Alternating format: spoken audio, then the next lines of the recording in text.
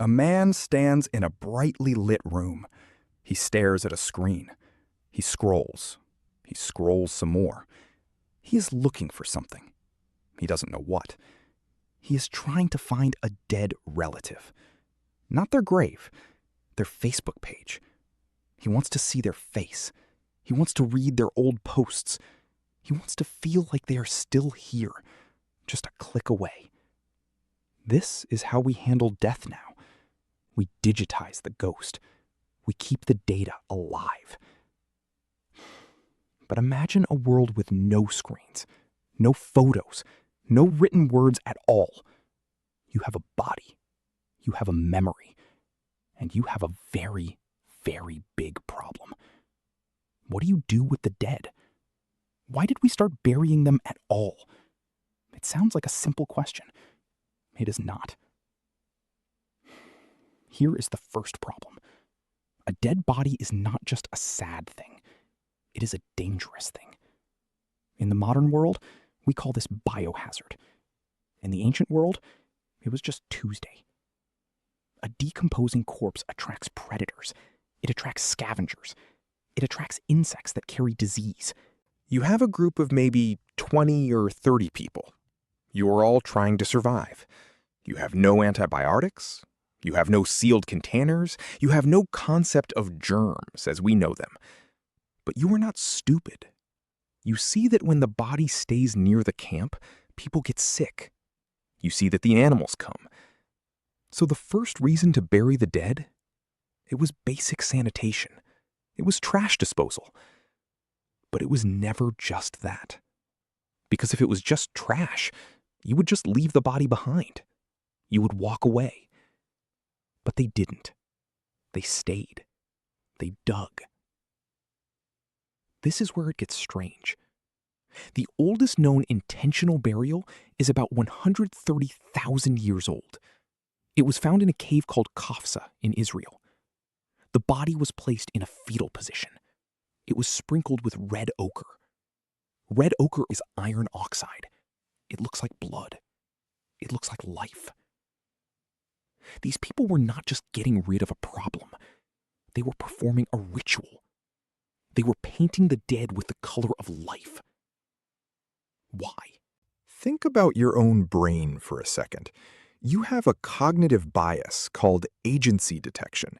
It means your brain is wired to assume that a rustle in the grass is a predator, not the wind. It is better to be wrong about a tiger than to be dead. This same wiring makes you see a face in a cloud. It makes you think your phone buzzed when it didn't. And it makes you look at a dead body and think, where did they go? The body is right there, but the person is gone. The personality is gone.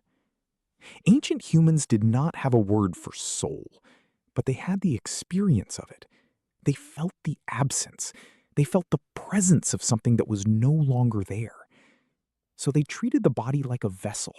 They treated it like a house that the person had just left, and they decorated it. Let's jump forward a bit to the Natufian culture, about 12,000 years ago. These people did something weirder. They buried their dead under their houses.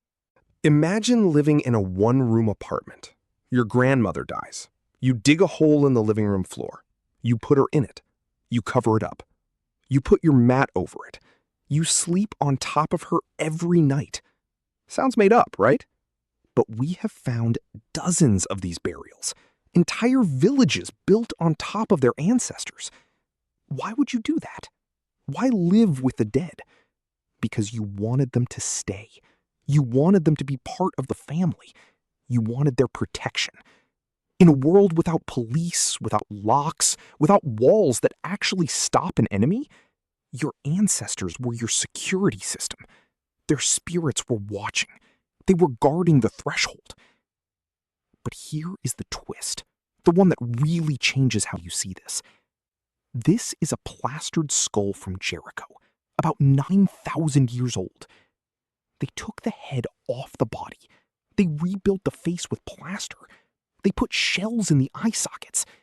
They made the dead look alive again. They were not just burying the dead. They were curating them. They were editing them. We do the same thing today. We post the best photos. We crop out the bad days.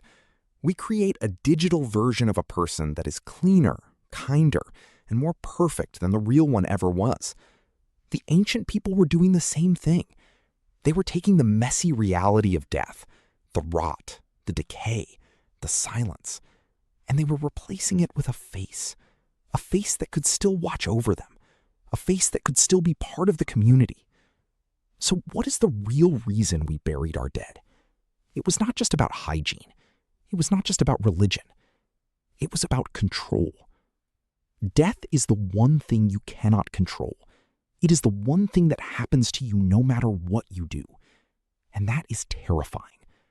So we invented a way to make the chaos feel like order. Burying the dead is not about the dead. It is about the living. It is about giving the survivors a job to do. It is about giving them a script to follow when the world stops making sense. You cannot fix death, but you can dig a hole. You can place the body carefully. You can say the words. You can paint the bones red. And when you do those things, you are not just disposing of a body. You are telling yourself a story. Remember that man from the beginning? The one scrolling through a dead relative's Facebook page?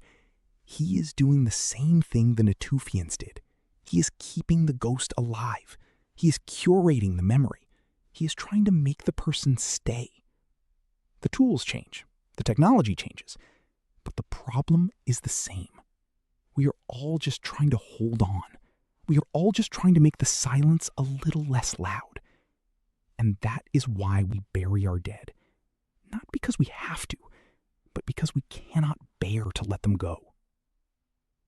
So the next time you scroll past a memorial post, or you visit a grave, or you just think about someone who is gone, remember the red ochre. Remember the skull with the shell eyes. Remember the grandmother sleeping under the floor.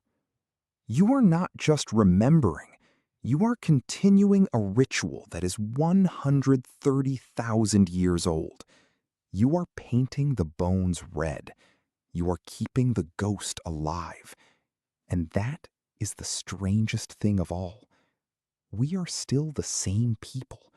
We are still trying to make the dead stay. And maybe that is enough.